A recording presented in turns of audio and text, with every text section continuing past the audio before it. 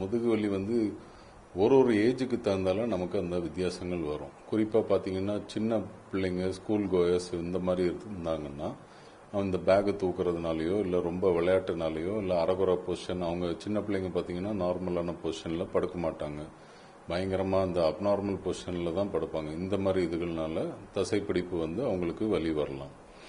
நடுத்தரம், அதாவது ஒரு 40, 45, 30க்கு மேலே இருந்து 40, 50க்குள்ள அப்படின்னு பார்த்தீங்கன்னா ரொம்ப ஸ்ட்ரெயின் பண்ணுவாங்க. குனிஞ்சு நிமிந்து வேலை செய்கிறது, வெயிட்டு தூக்கி மாற்றுறது, இந்த மாதிரி வேலை செய்யும்போது நம்ம முதுகெலும்புகளுக்கு நடுவில் உள்ள ஜவ்வுன்னு சொல்கிற ஒரு ஐட்டம் இருக்கும். அது விலகிறதுனால காலுக்கு போகிற நரம்பை பாதித்து அவங்களுக்கு முதுகில் வலியோ இல்லை முதுகில் இருந்து காலுக்கு பரவுற மாதிரி ஒரு கரண்ட் ஷாக் அடித்த மாதிரி ஒரு ஃபீலிங், காலில் மரமரப்பு, காலில் வீக்னஸ், இந்த மாதிரி இதுகள் வரலாம்.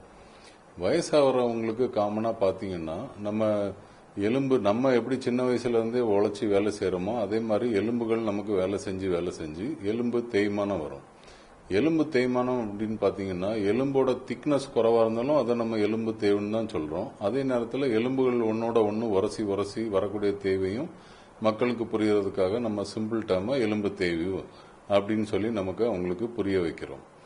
ஸோ பேக் பெயின் வயசானவங்களுக்கு அப்படின்னு சொல்லி பார்க்கும்போது அந்த மாதிரி காரணங்கள். இதில் நடுத்தரத்தில் பார்த்தீங்கன்னா நம்ம இந்த ஆஃபீஸில் ரொம்ப நேரமாக உட்காந்து இருக்கிறவங்க, பைக் ஓட்டுறவங்க, இந்த மாதிரி அவங்க பொசிஷன் பார்த்தீங்கன்னா ரொம்ப கூன் போட்டே அப்படி உட்காந்தே ஓட்டுவாங்க. ஆக்சுவலாக கூன் போட்டு நம்ம ரொம்ப நேரம் உட்காரக்கூடாது, ஏன்னா நார்மல் பொசிஷன் இல்லை. அது கூன் போடுறதுங்கிறது நமக்கு நார்மலாக நீங்கள் நேராக நெஞ்ச நிமித்து அப்படி உட்காந்துருந்தது தான் முதுகில் எலும்பு கொஞ்சம் வளைவாக இருக்கும். அதுதான் நம்மளோட நார்மல் பொசிஷன். நீங்கள் ரொம்ப நேரமாக உட்காந்துருக்கீங்க, கஷ்டமாக இருக்குன்னா ஒரு 5 நிமிஷம் நீங்கள் முதுகை தளர்த்தி கொஞ்சம் கூன் போட்டு அப்படி உட்காரலாம், இல்லைன்னா பின்னாடி கொஞ்சம் சேரில் தள்ளி உட்காரலாம். மறுபடியும் நீங்கள் உங்கள் ஒர்க்குக்கு இதை வந்துடணும், நேராக இப்படி பொசிஷனுக்கு வந்துடணும். அப்படின்னா விரைப்பாக இருக்கணும் அப்படிங்கிறதெல்லாம் அவசியம் இல்லை.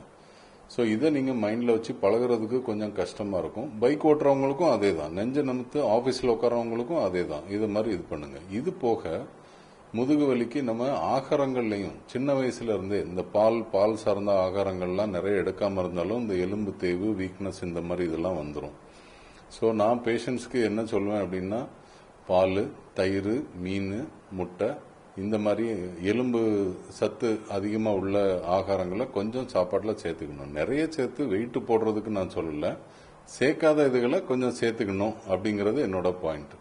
இது போக ரொம்ப எஸ்டாப்ளிஷ்டு பெயின், ரொம்ப நாளாக கஷ்டப்பட்டுட்டு இருக்கோம், டாக்டரை பார்த்து எக்ஸ்ரே எடுத்து இது பண்ணுறவங்களுக்கெல்லாம் நமக்கு வந்து அவங்களுக்கு கொஞ்சம் அடிக்கடி இந்த பிடிப்பு வராமல் இருக்கிறதுக்கு ஃபிசியோதெரப்பின்னு சொல்லக்கூடிய கொஞ்சம் ட்ரீட்மெண்ட் முறைகளும், கொஞ்சம் அவங்களுக்கு தன்னை போல செய்கிற மாதிரி பேக் பெயின் வராமல் இருக்கிறதுக்குள்ள எக்ஸசைஸும் நம்ம டீச் பண்ணி கொடுப்போம். இது போக எலும்பு தேய்மானம் வராமல் இருக்கிறதுக்குள்ள அடிஷ்னல் டேப்லெட்ஸும் நம்ம அவங்களுக்கு கொடுக்குறோம். இதுகள் தான் பொதுவிலே காமனாக நம்ம பேக் பெயினுக்குன்னு மைண்டில் வைக்க வேண்டியது.